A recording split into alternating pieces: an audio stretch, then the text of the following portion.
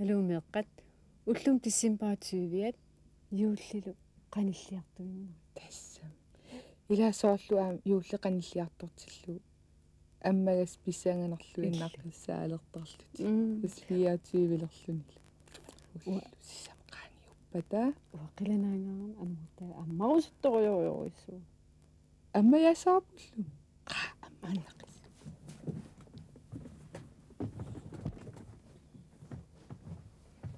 амматтава тарамам пусаана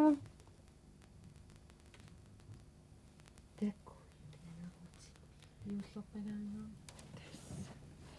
нунатаяамнаасууни акорсимассоо кусанассусия сумиитиссаварпу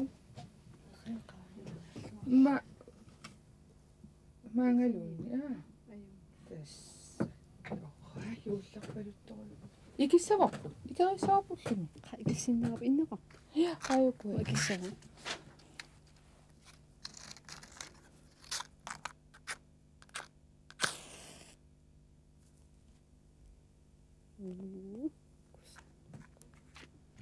тава умукорси юуллим тас пиарили виппугут пиннерсаатеқарлу талу qaakkusanmaannak марлун орпилиаақалерпу ааюна орпили ия унатаа пиннерсарнеқангилакисси киси пиннерсаармаарпапа имма пиннерсарумаарпа аатсаам уллум тювиа сул уллуссисам ила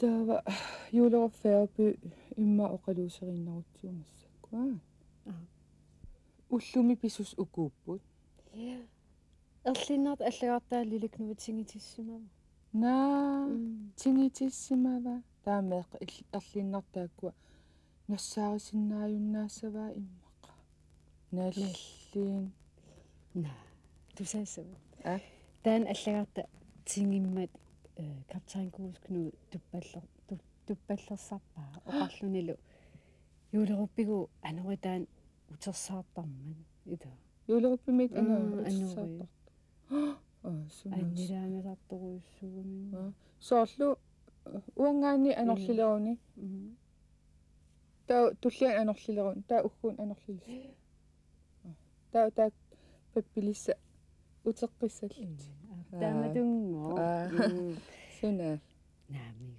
капtain кусиу ангалагаангами таа анерлераанга итагуккакканнер таа анерлиллараангамигу ила массаккун углуутсинниннаам анер аллаанериориориуссуу ngootaamanik анорит тааккуа ерлиннартут аллагартаат утеққиссаа ила таа утеққиккуни таава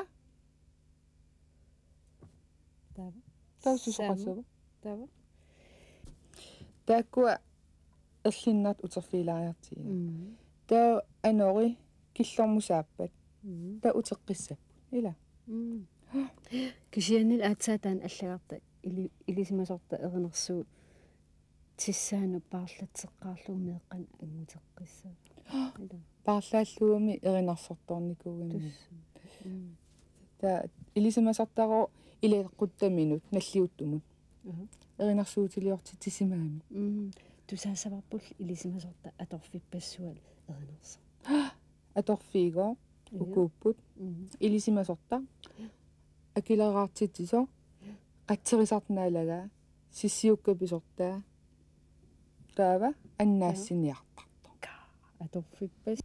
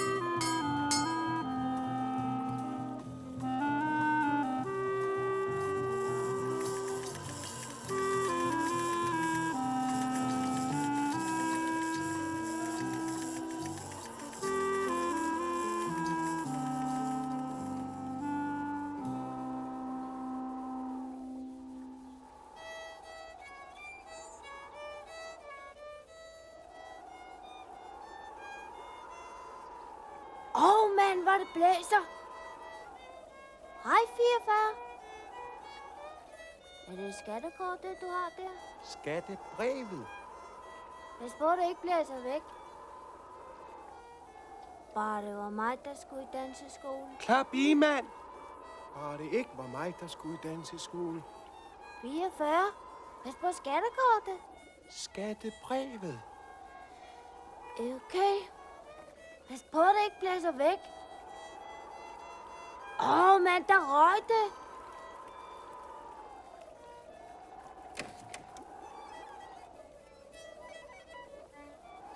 Okay. Så tager jeg det med ind til gusen. Ja, klar. Danseværtningen. Og en, to, Ja, jeg skal nok tre. det med. Ja. En, to, hånd. Det gør jeg også. Ja, ja. Den række. Vi snakker så meget, så længe kan høre musik. Ja. Skal så være med 44, det er mig, som kommer hertil. Det var mig, der nåede. Nå, min gut. Hej, gus. Er det skatten, du er på jagt efter? Nej, Nå, er det Jonas' høne? nej. Nå, hvad er du så på jagt efter? Skattekortet? Splitte mine røjser på jagt efter et skattekort. Alle de sørører, jeg har kendt, de gravede skatte ned. Men jeg har aldrig hørt om en sørører, der gravede skattekort ned. Det må havkatten høvle mig være et fint skattekort. Det er det også. Men det er ikke gravet ned. Men jeg synes lige, du sagde, at det var gravet ned. Nej, for det er nemlig skattekortet. H. Splitte mine røjser. H. Hvor er du så gravet det ned hen? Det er ikke gravet ned. Det flyver derhenne. Det er for det, der blæser. Blæser. Ha, sådan en smule vind. Så skulle du se en orkan, vi løb ind i sydvest for Antillerne. Nu flyver det væk. Det gør det mas mig også. Men det kommer tilbage. Bare rolig, min gut. Den berømte langfartsskipper Bjarne Bjesk sagde altid, før eller siden vender vinden. Det står aldrig fejl. Og imens så går vi to søulke ind og får os en skrå. Okay. Ja, hallo, er det sangskrivningsbyrået? De har ikke deres kasket på. Det kan også være lige meget. Det er jo ikke departementet, jeg taler med. Taler de? Skal det være med birkestativ, stakit, kasket? Ja, goddag. Er det sangforretningen? Voluminometeret viser kun 3,25 ampere. De skal tale højere. Her, mellemstor 3,25, der bliver langt gang i højre side. Skift op! Er det sangkontoret? Det drejer sig om en sang. De trænger til at få pudset sko. Værsgo og skyld, det er også den forurening. Er det sangskrivningsbyrået? De taler med Ludvig Lovart. Kongelig Los, tolvforvalter, brandinspektør, havnefod og livredder i Jullerup Færgeby. Færgen er i havn om få minutter. Rejs ned til Lilleby Magle. Sig nu stille, Magne. Hallo? Hallo? Hvem taler med? Ja, det er Ludvig Lovart. Jeg har bestilt en sang hos dem, en personlig sang til i morgen, og den er ikke kommet endnu. Vi har skrevet den. De har skrevet den. Godt. Ja, og den er sendt med helikopter. Den er sendt med helikopter. Javel. Sangen kommer om 5 minutter med helikopter. Om 5 minutter. Det er så i orden. Ja, farvel. Okay. Farvel og god sigt. Og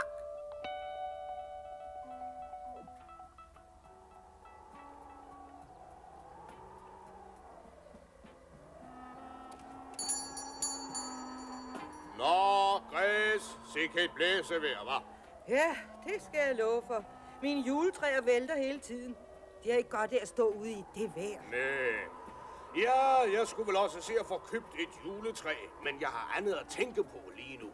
Du skal da vel ikke ud med losbåden i det vejr? Nej, jeg venter et brev med en sang. Den skal komme med helikopter. Kom ind i varmen og vent og få en lille kop. Hvis nu brevet er forsinket, du kan da ikke stå her og vente i det vejr. rivende is i Langlandsbælte. Skift op. Og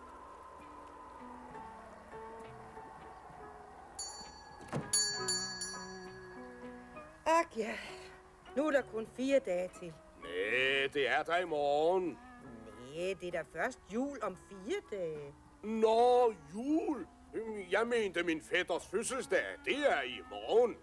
Jeg har bestilt en sang til ham i Flunkelev. En personlig sang. Personlig henvendelse fra bedst, der bliver udstillet i højre side skifter. Det er sangen, der kommer med helikopter. Jeg må hellere gå ud og se, om helikopteren er her. Det var mærkeligt. Sangen var kommet. Den lå lige herude på fortovet. Den må være kastet ned fra helikopteren.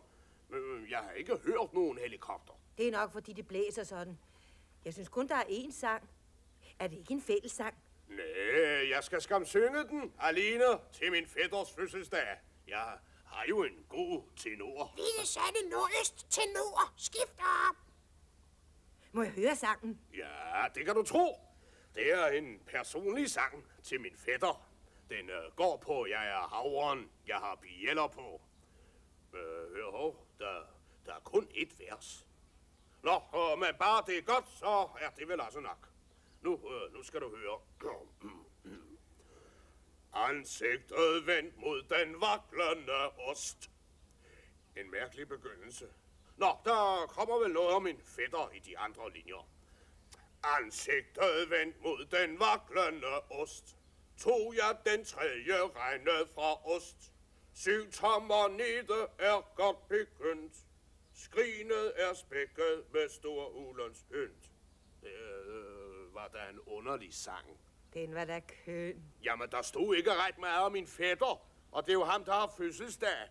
Syng den lige igen. Ja. Ansigtet vendt mod den vaklende ost. Tog jeg den tredje regnet fra ost. Og der er altså noget galt. Ja, min gut, jeg tror, splejsen splitter mig af vinden har vendt sig. Så kommer dit brev nok tilbage. Hvor var det blæste hen før? Det er over af. Nå, så blæser det den rigtige vej nu. Vinden har vendt sig. Den kendte langfartsskipper Bjarne Bjesk, han sagde altid... Der kommer en helikopter. Splitte mine røjser, jeg tror, du har ret. Der kommer havkatten høvle med en helikopter. Mon han skal lande her i havnen? Eller ude på fyret. Det kunne være spændende. Han flyver hen til lostationen. Gus, nu vender den. Han har nok fundet skattekortet. Ja, splitte mine røjser. Hvorfor har han pakket det ind? Det er nok for, at det ikke skal flyve væk igen, min gut. Kom, nu går vi 2 gamle skattejæger hjem til mig og studerer skattekortet. Okay. Den berømte skattejæger Claus Klyverbom, han sagde altid, bare man kigger ordentligt på kortet, så er det let nok at finde en skat. 1, 2, 4. Det er ikke der. Jamen, lad os nu se. 1, 2, 4. Nej. Splitte mine røjser. Det er jo ikke et skattekort, det er et brev. Ja, skattebrevet. Det siger 44 også. Men, altså, vi må kølen kendte mig prøve at finde skatten alligevel. Det er noget med at vende ansigtet. Ja, lad os nu se, hvad der står. Kære Reinald, på din fødselsdag, hvor du bliver 50 år nu i dag. Du var kun 49 år i går. Der kan man skam se, hvor tiden går. Det er ikke skattekortet. Nej, det er et brev til Reinald. Jeg kender ikke nogen, der hedder Reinald, kan du? Nej. Så går vi hen og spørger Græs, hvad Reinald er for en krabat. Det er okay.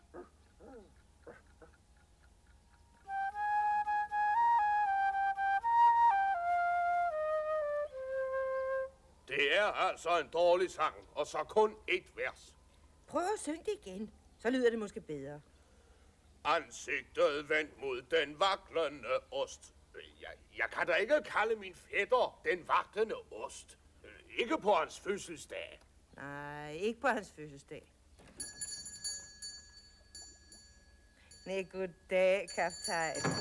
Avisen er kommet. Avisen er usikker. Avisen er usikker.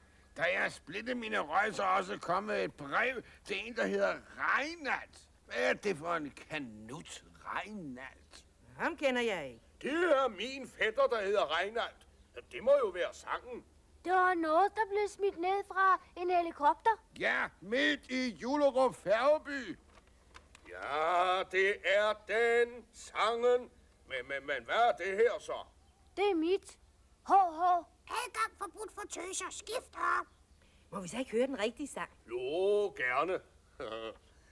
Kære Reinald, på din fødselsdag, hvor du bliver 50 år nu i dag.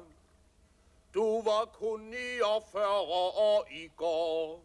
Der kan man skam se, hvor tiden går. Bravo! Ja, der er flere vers. Hej, 44. Er danseskolen færdig? Ja, er det skattebrevet? Ja. Skal vi finde skatten nu? Niks, jeg skal snakke med Anton. Okay, så går jeg med.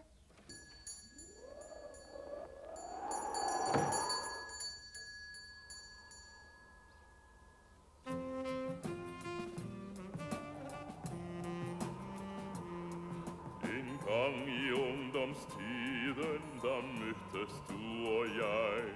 Hvor er det længe siden, og diri dig. Jeg ventede på bussen i mine unge år. Men bussen var forsinket, og alting gik i skår. Men bussen var Der kommer Kalle. Vi går hen og ser, om han har fanget noget. Okay.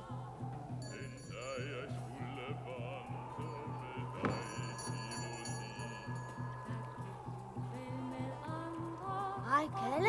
Har du fanget noget? Fanget noget? Ikke en ærlig torsk. Det er også den forurening. Ikke andet end tang og skidt fisk. Og så den her. Det er den 3. siden i lørdags. Den 3. Må vi godt købe den? Hvad skal vi med en gammel gummistøvle? Klap så i, mand, hvis nu 44 har en idé. Køb den. I må få den. Jeg har ikke brug for alt det gamle ravelse. Det er også den forurening. Han sagde, det var den 3. Hvad nu, hvis det er den 3. regnet fra ost? Ja, måske er skatten i denne her støvle. Splitte mine røjser har kulmulden nu fisket en gammel søstøvle igen. Ja, det er den 3. siden i lørdags. Og måske er skatten i den. Ja. Ho. Skatten? Ja, den berømte sørøver Morten Muggert, han plejer nu ikke at gemme sine skatte i gamle støvler. Anton, prøv lige at mærke, om der er noget i den. Det er der ikke. Du skal 7 tommer ned. Jamen, der er ikke andet end vand. Jo, har jeg noget? Et nyt skattekort. Hvad står der? Der står... Flunkus gummistøvler. Verdens bedste. Verdens bedste? Passer det? Og gå nu hjem, Magda. Gå hjem og læg æg. Det var altså ikke skatten. Hvad skal vi gøre af støvlen? Det smider vi bare i havnen. Er du vandskræk, mand? Det må vi ikke. Bare lang mig støvlen, så tager jeg den med hjem. Vil du bære den gamle pøs? Jeg må hellere gå hjem med Magda. Ja, vi skal også hjem til fyret. Du har ikke engang ravnet dine bukser. Klap så i. Hej, 44. Hej, vi ses i morgen. Hej, Gus. Farvel med jer, folkens.